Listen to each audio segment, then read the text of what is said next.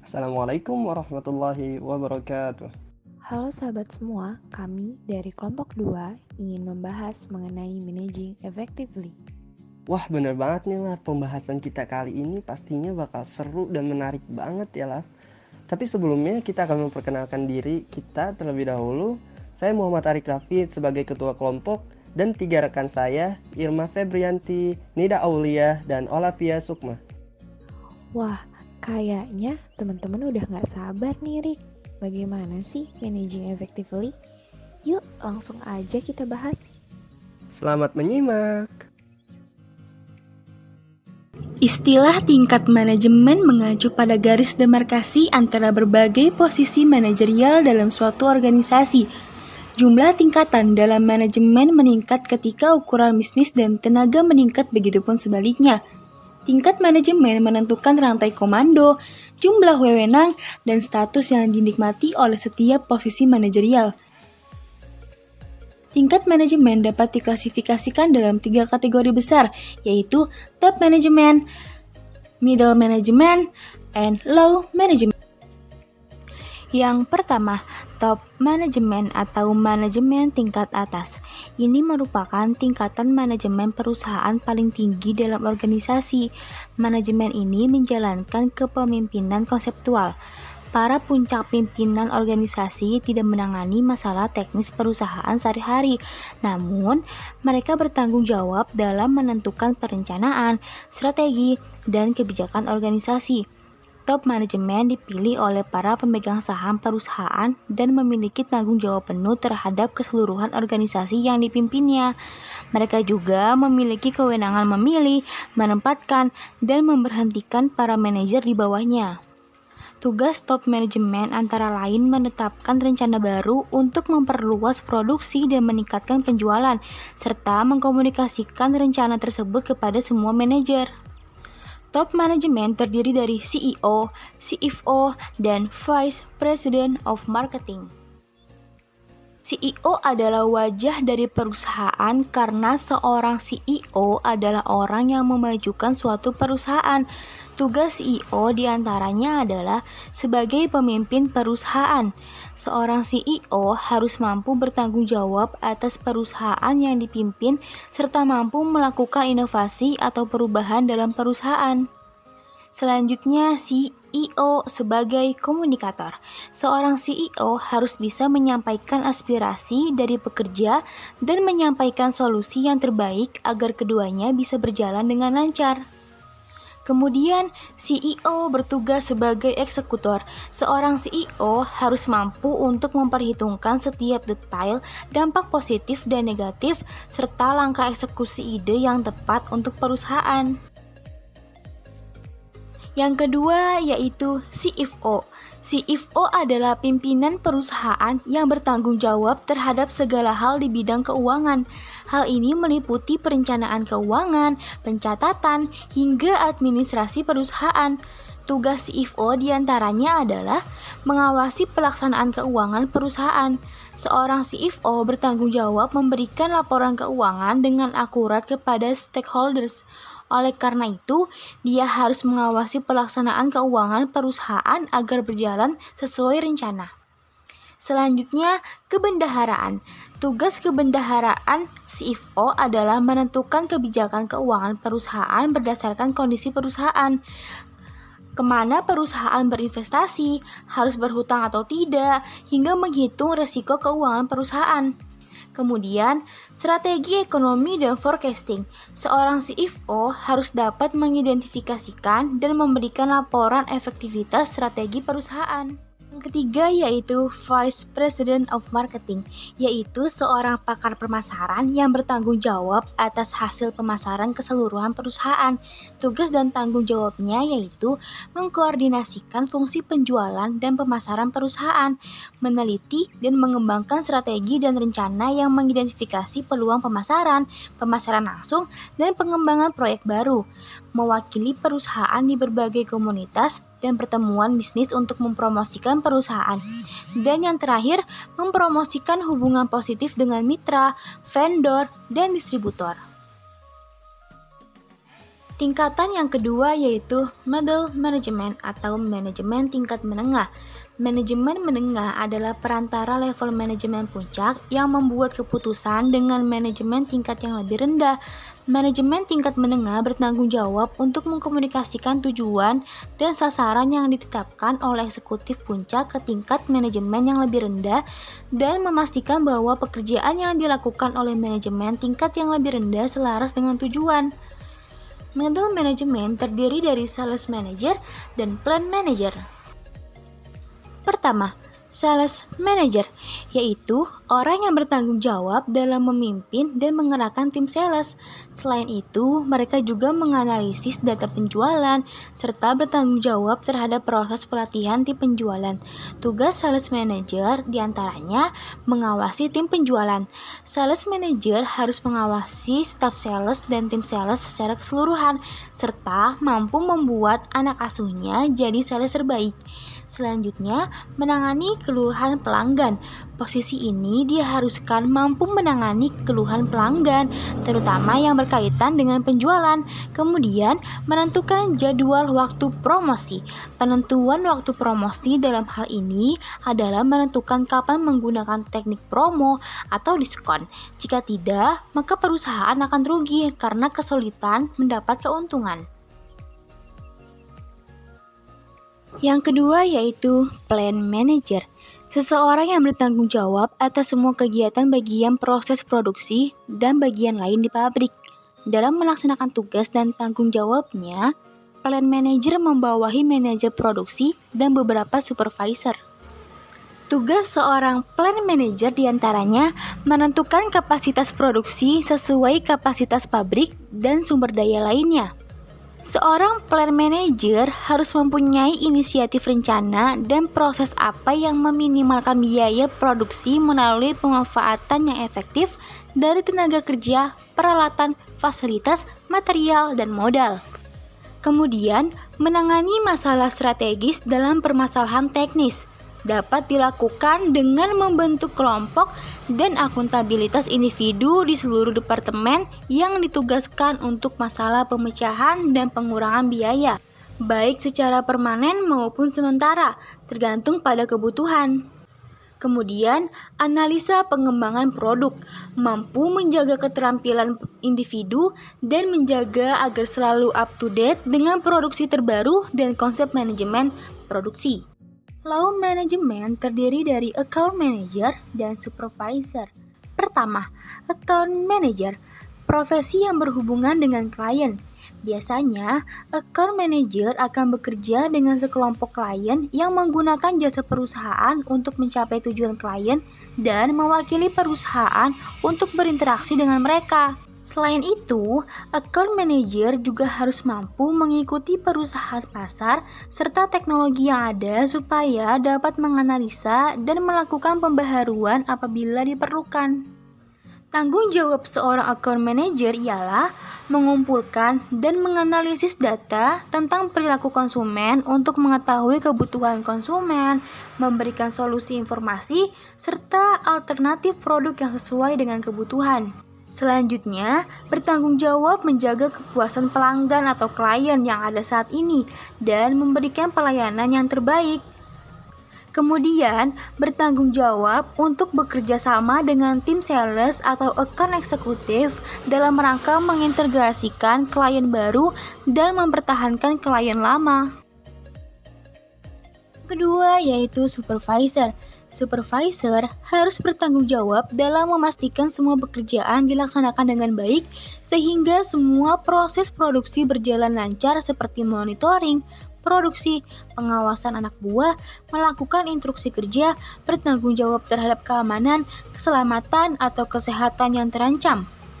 Tugas supervisor dalam sebuah perusahaan diantaranya mengelola karyawan, memotivasi karyawan, mendisiplinkan karyawan, memberikan info kepada manajemen mengenai kondisi bawahan, atau menjadi perantara antara pekerja dengan manajemen.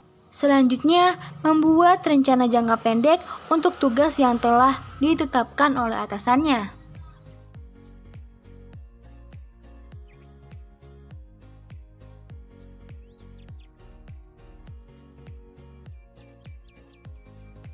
Fungsi manajemen yang pertama adalah planning atau perencanaan.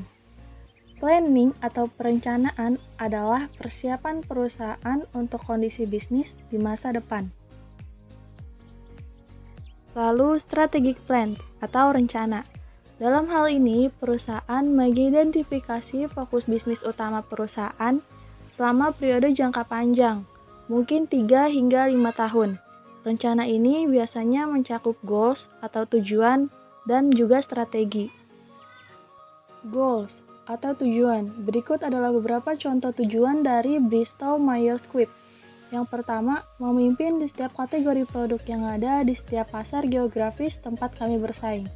Kami bertujuan untuk mencapai posisi nomor 1 atau nomor 2 dengan meningkatkan pangsa pasar. Yang kedua, pengembalian pemegang saham stabil yang unggul, yang diukur dengan posisi kompetitif nomor 1 atau 2 dalam kinerja ekonomi dalam industri kami. Strategi. Demikian pula beberapa contoh strategi yang diterapkan oleh Bristol Myers Squibb. Yang pertama, mencapai pertumbuhan unit yang didorong secara internal oleh produk baru ekspansi geografis dan inovasi pemasaran secara eksternal melalui akuisisi, usaha patungan, dan perjanjian lisensi. Yang kedua, mencapai peningkatan berkelanjutan dalam struktur biaya kami. Ada 3 jenis rencana. Yang pertama, taktikal. Rencana taktis adalah rencana skala kecil lebih dari 1 atau 2 tahun yang konsisten dengan rencana strategis jangka panjang perusahaan. Untuk mengembangkan rencana taktis, manajer menilai kondisi ekonomi, permintaan produk, tingkat persaingan, dan perubahan teknologi. Misalnya, jika rencana strategis perusahaan adalah untuk meningkatkan pangsa pasar sebesar 20%, maka rencana taktisnya dapat berfokus pada peningkatan penjualan di wilayah tertentu yang memiliki sedikit persaingan. Yang kedua, operasional. Rencana operasional adalah menetapkan metode yang akan digunakan dalam waktu dekat seperti tahun depan untuk mencapai rencana taktis. Misalnya, jika rencana taktis adalah untuk meningkatkan penjualan di wilayah tertentu yang memiliki persaingan lebih sedikit, maka rencana operasional mungkin menentukan peningkatan jumlah dana yang dialokasikan untuk iklan dan perekrutan tenaga penjualan tambahan. Yang ketiga, kontingensi. Rencana kontingensi adalah rencana alternatif yang dikembangkan untuk berbagai kemungkinan kondisi bisnis. Misalnya, perusahaan yang memproduksi peralatan olahraga mungkin berencana untuk meningkatkan produk seperti sepatu roda sebagai tanggapan atas perubahan permintaan. Interrelated plans atau rencana yang saling terkait. Rencana yang saling terkait adalah rencana yang semuanya berhubungan satu sama lain, seperti yang ditunjukkan pada gambar di slide ini. Perencanaan jangka panjang atau pernyataan misi dan rencana strategis mengarah pada pengembangan rencana taktis yang mengarah pada pengembangan rencana operasional, seperti contoh pada slide yang diilustrasikan. Rencana kontingensi membantu perusahaan untuk mempersiapkan hal-hal yang tak terduga. Fungsi manajemen yang kedua adalah organizing atau pengorganisasian. Pengorganisasian karyawan dan sumber daya lainnya dengan cara yang konsisten dengan tujuan perusahaan. Fungsi ini terjadi terus-menerus sepanjang umur perusahaan.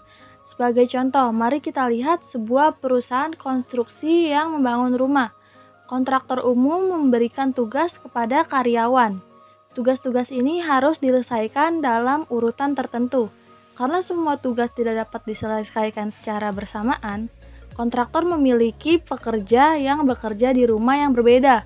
Dengan cara ini, karyawan dapat menerapkan spesialisasi mereka masing-masing ke rumah apapun yang berada pada tahap konstruksi yang tepat. Pengorganisasian pekerjaan memungkinkan berbagai karyawan untuk mengkoordinasi pekerjaan mereka secara efektif.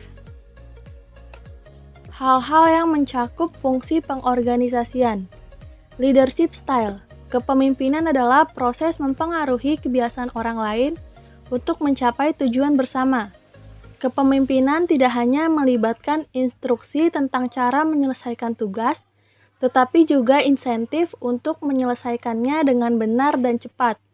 Manajer memiliki gaya kepemimpinan mereka sendiri, namun kami dapat mengkategorikan gaya sebagai berikut. Yang pertama, otokratis. Gaya ini melatih otoritas penuh untuk pengambilan keputusan, di mana karyawan memiliki sedikit atau tidak ada masukan. Misalnya, jika manajer yakin bahwa salah satu pabrik mereka akan terus mengalami kerugian, mereka dapat memutuskan untuk menutup pabrik tanpa meminta masukan dari pekerja pabrik. Manajer otokratis percaya bahwa pekerja tidak dapat menawarkan masukan yang berarti untuk pengambilan keputusan. Yang kedua, free rein. Gaya ini juga disebut laissez-faire, mendelegasikan banyak wewenang kepada karyawan dan merupakan kebalikan dari otokratis. Tipe pemimpin ini mengomunikasikan tujuan kepada karyawan, tetapi membiarkan mereka memilih bagaimana menyelesaikan tujuan.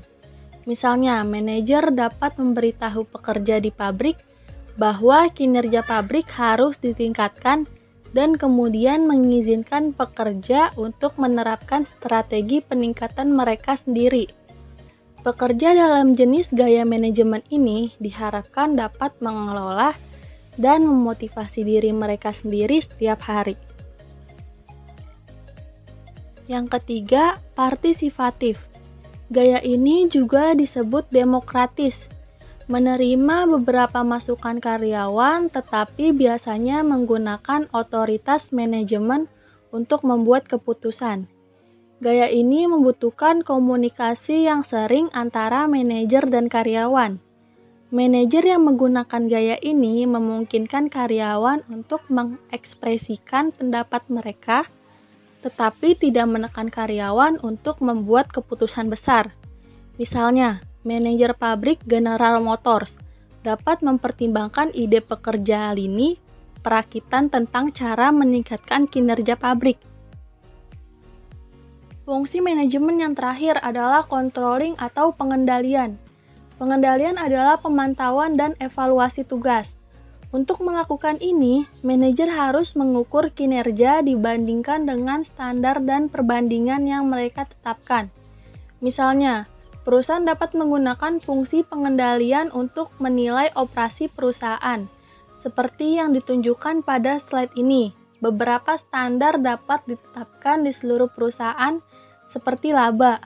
Sementara standar lain seperti volume produksi mungkin hanya berlaku untuk departemen khusus tertentu. Macam-macam pengendalian. Investor and reporting. Yang pertama, investor. Kontrol oleh investor adalah manajer tingkat tinggi yang secara tidak langsung dikendalikan oleh proses tata kelola perusahaan. Misalnya, investor dari perusahaan publik mencoba untuk memastikan bahwa manajer membuat keputusan yang efektif. Itu akan memaksimalkan kinerja dan nilai perusahaan. Investor institusional juga membentuk kelompok sehingga mereka akan memiliki pengaruh yang lebih besar pada manajemen perusahaan.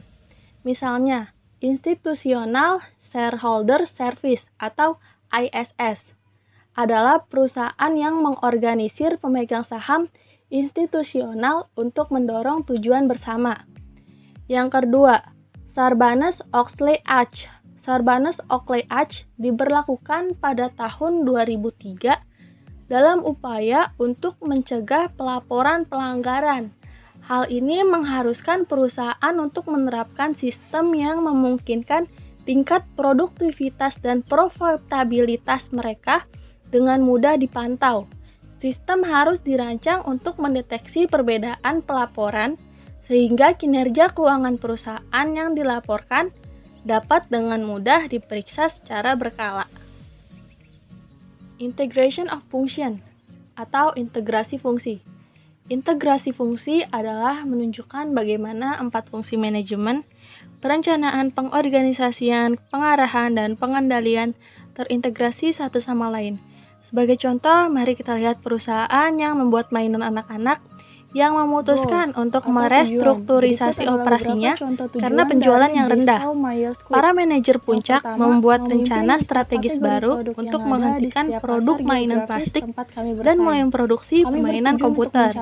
Fungsi perencanaan ini akan memerlukan penggunaan fungsi manajemen lainnya, seperti yang ditunjukkan pada slide ini.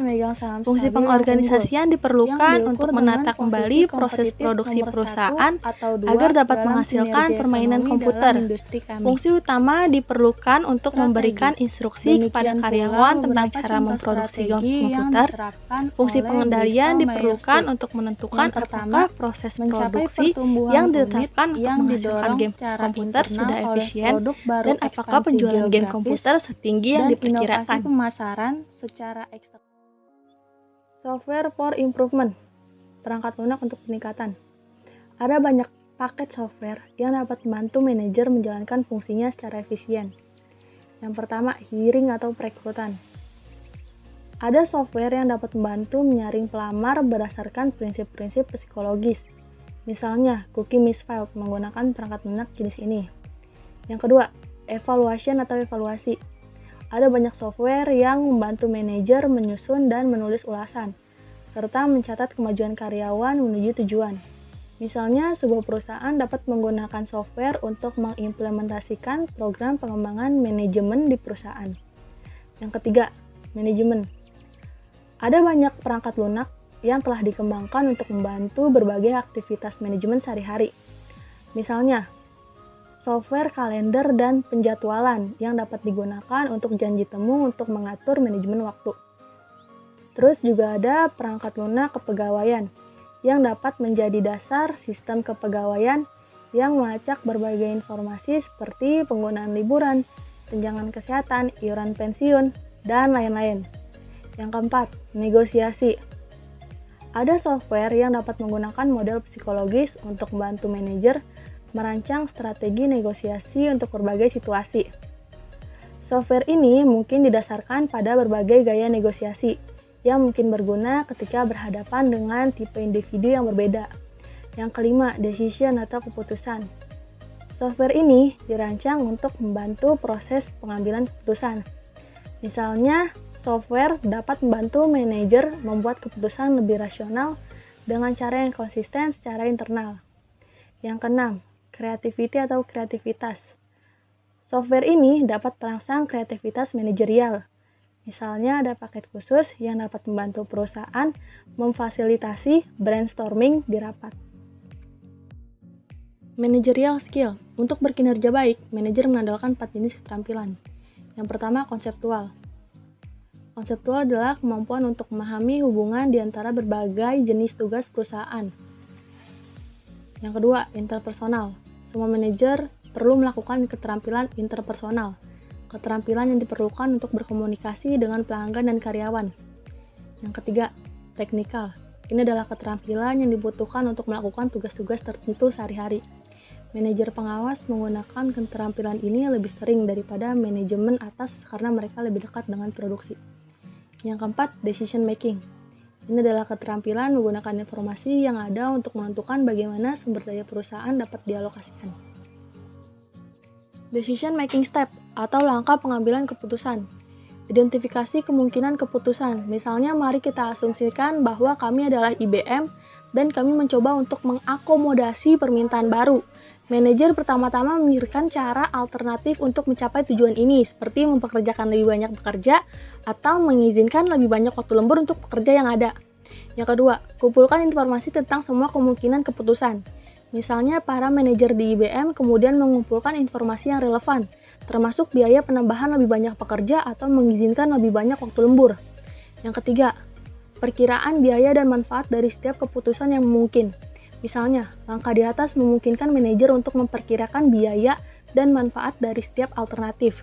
Yang keempat, membuat keputusan dan menerapkannya. Misalnya, setelah manajer memiliki semua informasi di atas, mereka dapat melakukan analisis biaya manfaat dan memilih alternatif terbaik. Yang kelima, Secara berkala mengevaluasi keputusan sebelumnya untuk menentukan apakah itu harus diubah. Misalnya, seiring berjalannya waktu, biaya setiap alternatif dapat berubah dan manajer dapat mempertimbangkan kembali keputusan mereka. Conceptual skill. Conceptual skill atau yang disebut dengan keterampilan konseptual adalah keterampilan daya pikir yang dimiliki seorang pemimpin guna untuk kepentingan dan kegiatan organisasi. Keterampilan konseptual berkaitan dengan kemampuan menganalisis suatu permasalahan. Swiderski menyatakan bahwa keterampilan konseptual adalah keterampilan analitik umum, daya berpendapat, dan proses berpikir secara logis. Lebih lanjut dijelaskan bahwa ada dua komponen dalam keterampilan konseptual, yaitu penilaian dan kreativitas.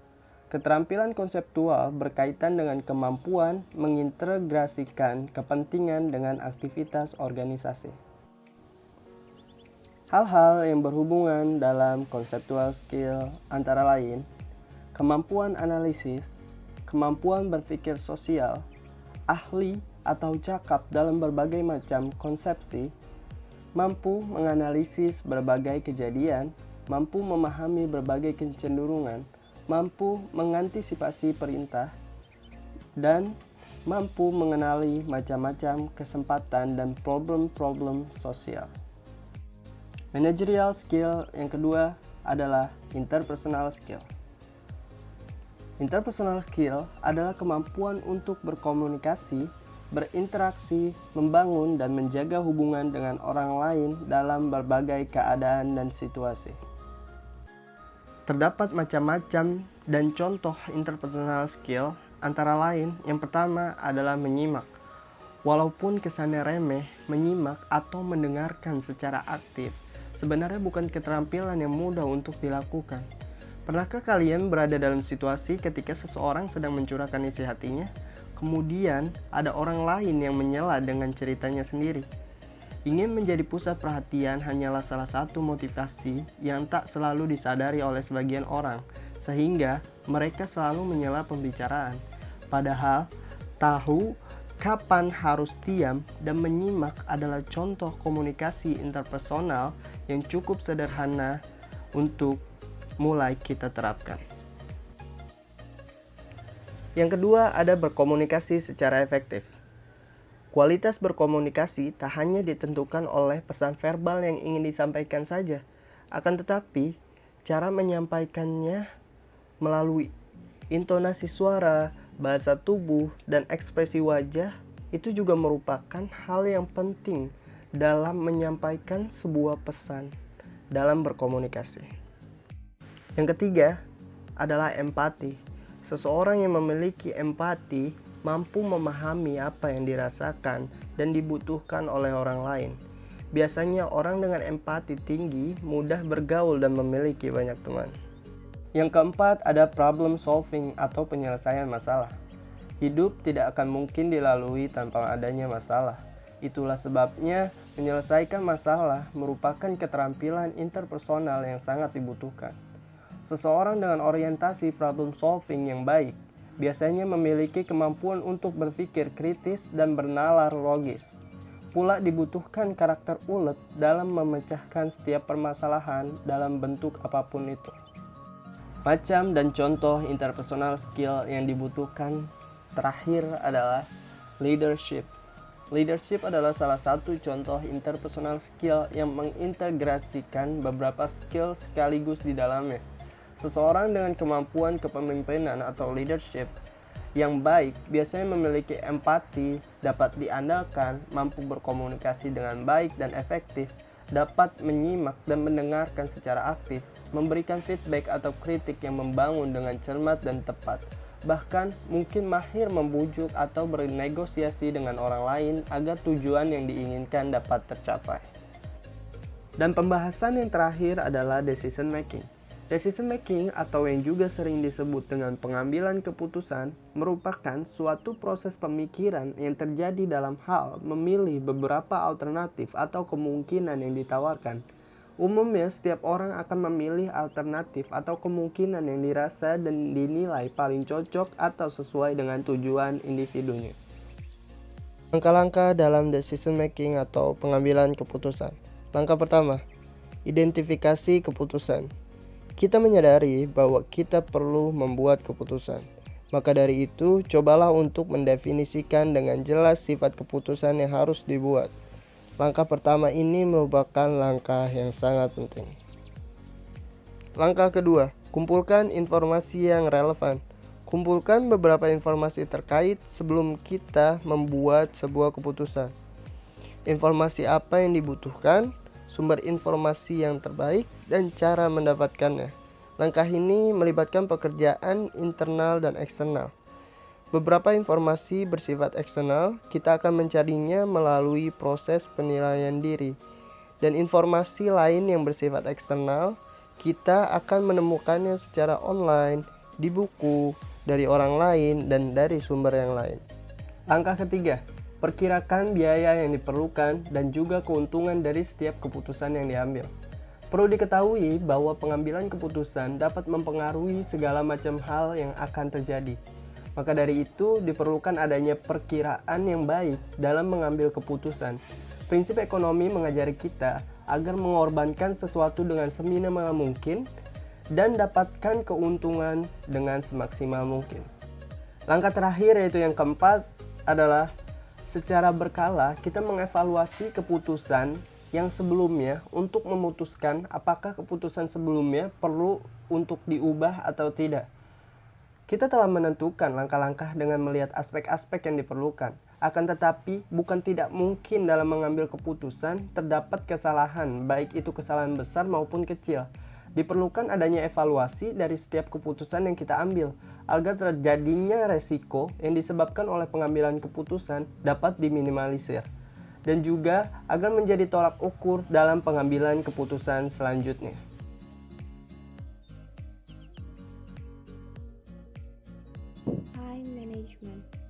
Manajemen waktu adalah cara manajer mengalokasikan waktu mereka saat mengelola tugas.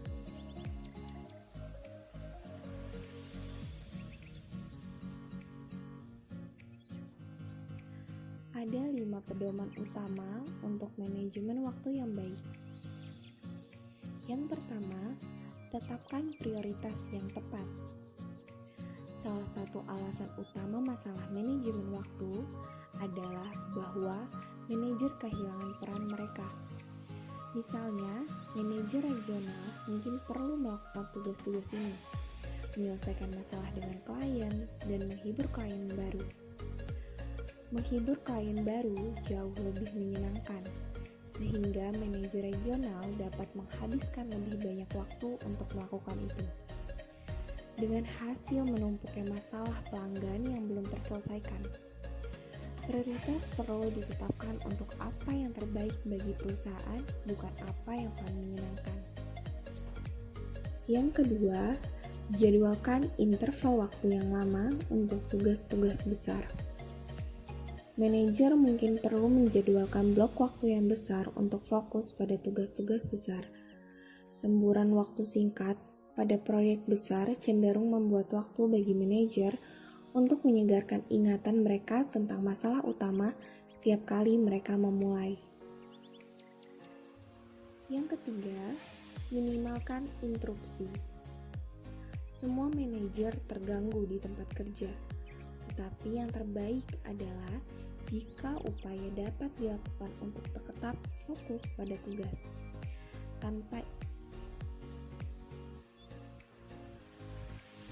Yang keempat, tetapkan tujuan jangka pendek.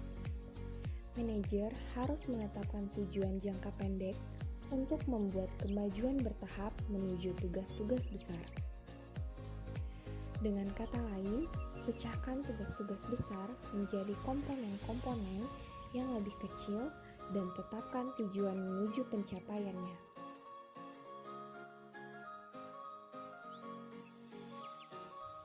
Yang kelima, delegasikan beberapa tugas kepada karyawan. Manajer manajer memiliki waktu terbatas untuk mengerjakan semua tugas yang ditugaskan kepada mereka. Pendelegasian yang tepat akan memberi mereka lebih banyak waktu untuk berkreasi.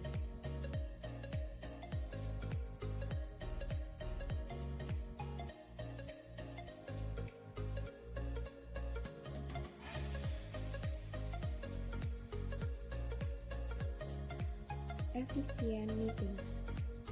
Bagaimana manajer menjalankan rapat secara efisien? Bagian ini menunjukkan bagaimana manajer menjalankan rapat dengan tanggapan terhadap metode umum yang digunakan untuk rapat yang efisien. Hasil menunjukkan bahwa banyak manajer menentukan tujuan rapat dan sangat baik dalam menggunakan agenda agar rapat tetap berjalan. Namun, sebagian besar manajer tidak mengalokasikan waktu untuk setiap item agenda dan jarang menentukan pertanyaan yang harus dijawab untuk setiap item agenda. Sudah selesai nih lah. Iya nih, tapi gimana? Teman-teman sudah paham belum ya? Pastinya paham dong ya. Kalau belum paham, bisa banget nih ditonton ulang lagi videonya. Bener banget nih Rik, mungkin cukup sekian dari kami. Seperti kata pepatah, tak ada gading yang tak retak, yang gading datangnya dari Tuhan yang Maha Esa. Yang Terima letak kasih. sepenuhnya tanggung jawab kami Wassalamualaikum sebagai manusia. warahmatullahi wabarakatuh.